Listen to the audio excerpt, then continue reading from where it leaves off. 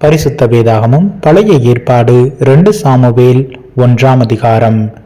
சவுல் மரித்த பின்பு தாவீது அமலேக்கியரை முறிய அடித்து சிக்லாக்கு திரும்பி வந்து 2 நாள் அங்கே இருந்த பிற்பாடு 3ஆம் நாளிலே ஒரு மனுஷன் சவுலின் பாளையத்திலிருந்து புறப்பட்டு தன் வஸ்திரங்களை கிழித்து கொண்டு தன் தலையின் மேல் புழுதியை போட்டுக்கொண்டு தாவீதினிடத்தில் வந்து தரையிலே விழுந்து வணங்கினான். தாவீது அவனை பார்த்து, நீ எங்கே இருந்து வந்தாய் என்று கேட்டதற்கு அவன், இஸ்ரவேலின் பாளையத்திலிருந்து தப்பி வந்தேன் என்றான். தாவீது அவனை பார்த்து, நடந்த செய்தி என்ன சொல் என்று கேட்டதற்கு அவன், ஜனங்கள் யுத்தத்தை விட்டு முறிந்தோடி போனார்கள், ஜனங்களில் அநேகம் பேர் விழுந்து மடிந்து போனார்கள், சவுலும் அவர் குமாரனாகிய யோனத்தானும் மடிந்தார்கள் என்றான். சவுலும் அவர் குமாரனாகிய யோனத்தானும் மடிந்து போனது உனக்கு எப்படி தெரியும் என்று தாவீது தனக்கு அதை அறிவிக்கிற வாலிபனிடத்தில் கேட்டதற்கு அந்த வாலிபன், நான் தற்செயலாய் கில்போவா மலைக்கு போனேன், அப்பொழுது இதோ சவுல் தம்முடைய ஈட்டியின் மேல் சாய்ந்து கொண்டிருந்தார், ரதங்களும் குதிரை வீரரும் அவரை தொடர்ந்து நெருங்கினார்கள். அவர் திரும்பி பார்த்து என்னை கண்டு கூப்பிட்டார், அதற்கு நான் இதோ இருக்கிறேன் என்றேன். அப்பொழுது அவர், நீ யார் என்று என்னை கேட்டார். நான் அமலேக்கியன் என்று சொன்னேன்.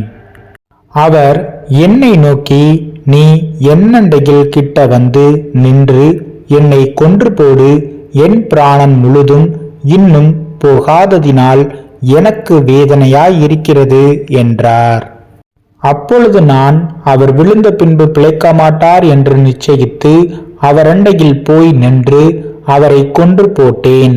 பிற்பாடு அவர் தலையின் மேல் இருந்த முடியையும் அவர் புயத்தில் இருந்த அஸ்த கடகத்தையும் எடுத்துக்கொண்டு அவைகளை இங்கே என் ஆண்டவனிடத்திற்கு கொண்டு வந்தேன் என்றான். சவுலும் அவன் குமாரனாகிய யோனத்தானும் கர்த்தருடைய ஜனங்களும் இஸ்ரவேல் குடும்பத்தாரும் பட்டயத்தாலே விழுந்தபடியினால் புலம்பி அழுது சாயங்காலம் மட்டும் உபவாசமாயிருந்தார்கள். தாவீது அதை தனக்கு அறிவித்த வாலிபனை பார்த்து, நீ எவ்விடத்தான் என்று கேட்டதற்கு அவன், நான் அந்நிய ஜாதியானுடைய மகன், நான் அமலேக்கியன் என்றான்.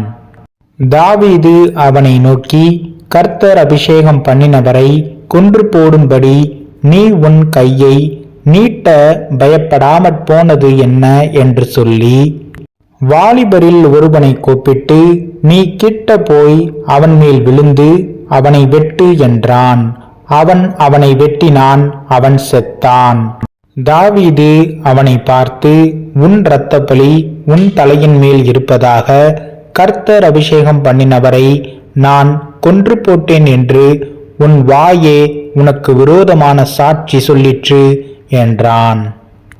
தாவீது சவுலின் பேரிலும் அவன் குமாரனாகிய யோனத்தானின் பேரிலும் புலம்பல் பாடினான்.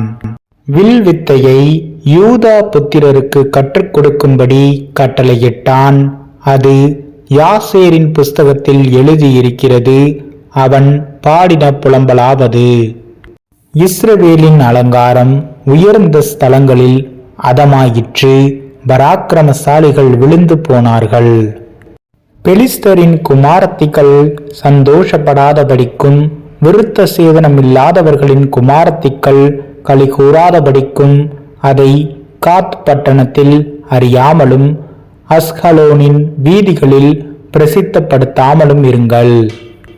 கில்போவா மலைகளே, உங்கள் மேல் பனியும் மழையும் பெய்யாமலும் காணிக்கைக்கு ஏற்ற பலன் தரும் வயல்கள் இராமலும் போவதாக. அங்கே பராக்கிரமசாலிகளுடைய கேடகம் அவமதிக்கப்பட்டது.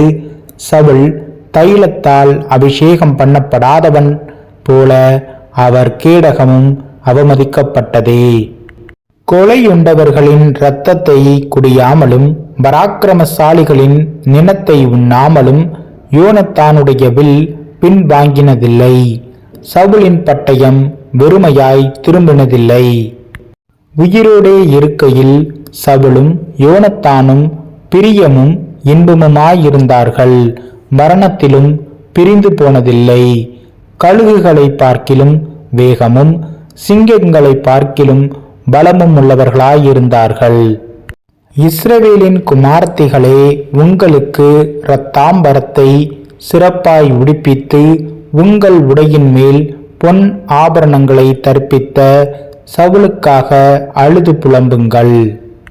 போர் முகத்தில் பராக்கிரமசாலிகள் விழுந்தார்களே, யோனத்தானே, உயரமான ஸ்தலங்களிலே வெட்டுண்டு போனாயே.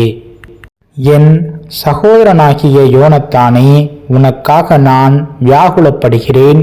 நீ எனக்கு வெகு இன்பமாயிருந்தாய். உன் சிநேகம் ஆச்சரியமாயிருந்தது. ஸ்திரீகளின் சிநேகத்தை பார்க்கிலும் அதிகமாயிருந்தது. பராக்கிரமசாலிகள் விழுந்து போனார்களே, யுத்த ஆயுதங்கள் எல்லாம் அழிந்து போயிற்றே என்று பாடினான்.